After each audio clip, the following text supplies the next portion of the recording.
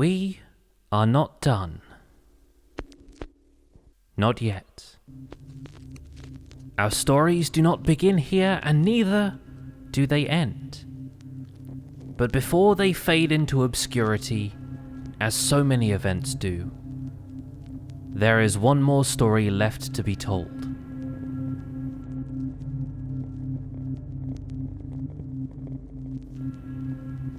It's important to remind ourselves that history is an account of events remembered, and there are so few left who remember. So it mingles with myth and hearsay, folklore, and fireside stories. This is the account of just one man, and others may recall the tale differently. Others still may decide to change the narrative to suit their own ends. And this, it must be said, is no bad thing. So it goes. In a long-lost age before records truly began, our world was built by titans, or so it is said. The lands they created became home to people who would seek to emulate and even to surpass that act of creation, and that would eventually bring about their destruction. But destruction is simply part of a cycle. Nothing is ever truly lost. Those who foresaw the destruction fled before it could bring the walls of their homes down around them, and many who had been downtrodden and overlooked saw it as their chance to find a new life for themselves. Thus began a great migration, leaving behind the old nations of the world and striking out for somewhere new, a life untethered from the follies of their former state. And though the road was long and treacherous, and many fell behind in the wake of such an awful endeavor, new bonds were forged in the fires of adversity. As time passed and more joined the great caravan, the host became a nation of its own, a glorious congregation sharing one purpose, singing the same resolute song. Though the road was long, they were homeward bound. And a home they found, nestled in a mountainous landscape, one that might have been carved from the very bones of the gods themselves. There they planted roots, drank deep from the water, and continued to grow. The farmers sowed new fields and raised new flocks. The work of many hands turned to building a new city, and together the architects conceived a castle upon a great plateau that would stand as a monument to their past apart and their future together. To them, the castle itself would tell the story of the world. Stone whisperers from Mythland and the Grimlands, well versed in masonry of all kinds, sculpted its walls from the abundant rock of nearby mountains, quarried for the glory of their new capital. They wrought rock and iron, carved and timbered their great halls, and raised mighty towers to stand atop the grand cliff. The mages of the Crystal Cliffs brought knowledge of magic and the beauty of gemstones, and theirs was the sanctum at the heart of the castle, ever seated at the ruler's left hand, their shield and protector. A tribute was raised to gilded Helianthia, whose ruler was still revered in the hearts and minds of many, and in time she became their warden against the spectres of the past, carrying the twin burdens of light and shadow on her shoulders, a burden with which the people of Rivendell were all too familiar. And below, far below, the engineers of Pixandria sought to reproduce the jewel of their empire, a mechanism that would surpass the work of the Copper King himself. Not all who came to found the ancient capital remained for long. Like dandelion seeds, the people of the Overgrown were scattered on the wind, alighting on the mountaintops and valleys. The vast majority of them came to settle in the rolling meadows of Chromia, which was renowned for the richness and beauty of its dyes for lifetimes after. In the absence of their king, the nation of Mazalia resettled in a new Badlands, establishing laws and ordinances of their own. Many of them had been armor stands before the king imbued them with life, and some found this a hard habit to shake. The people of the Cod and Ocean empires, bereft of the waters that gave them life, took to diving in the rocky pools of vast caverns, and their affinity for stone grew. Over many generations, they adapted, becoming the green-skinned race that folk came to know as goblins, their pointed ears the only remaining vestige of the fins they had once had. For the gnomes of the Undergrove, this was a homecoming. They had long dwelled here before their exodus through the Nether, and the fairy circles of the Evermore welcomed them with open arms. And the villagers of the Lost Empire, hiding in plain sight amongst the caravan of peoples, sought to find a place where they would be unburdened of this facade of humanity, standing at last on their own 2 feet. But the boundaries of this land were ever-changing, and the nations soon found the cataclysm they had left behind had weakened the walls between their world and others. Waters rose and fell unpredictably. Incursions from other realms were possible, bringing chaos in their wake. The tide of history churned and rippled. None now remember how the capital fell, only that its remains have lasted, an epitaph to all they had achieved together. And just like before, new nations would arise. The pirates of Eversea ruled the waters from their secret cove.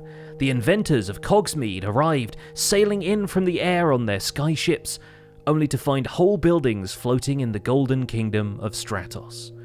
Rumours abounded of a sanctuary hidden in the deepest jungle for those who knew the way. Their tales are better told by those who knew them well.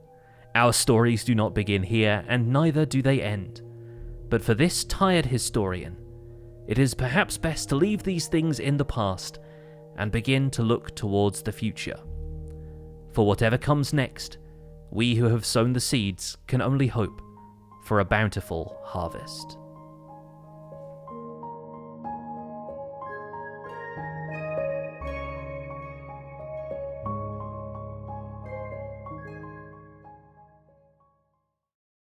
Hey, so a few things, because I figured I got to the end of editing that whole thing, and I figured it was going to be a little bit longer, and it turned out that writing a monologue like that kind of summarizes what you think the story of this world is it doesn't really cover like a full YouTube length episode of Minecraft. So I figured I would come in here and probably show you a little bit more of the castle close up, since what you got there was an overall time lapse, but perhaps not the entire thing. Like, you didn't get to see too much of the inside and whatnot, and the inside is honestly not all that complete, to be quite honest. In fact, a lot of the castle itself isn't complete. But then I figured neither is history, so I think that's a plausible excuse, at least for me, not having finished it. I'm also back in my standard Pixlriffs outfit. This is very much like the epilogue to this series, I suppose. And I'm still a ghost because that's just mechanically part of what we did here on the server. So, first of all, it seems at least relatively likely that we are going to have a world download of the Empire's Season 2 world. We weren't entirely certain if we were going to, and it might still not happen, or it might take a while, but keep your eyes peeled, and if you know where to find it, then you know where to find it, right? In the event that that happens,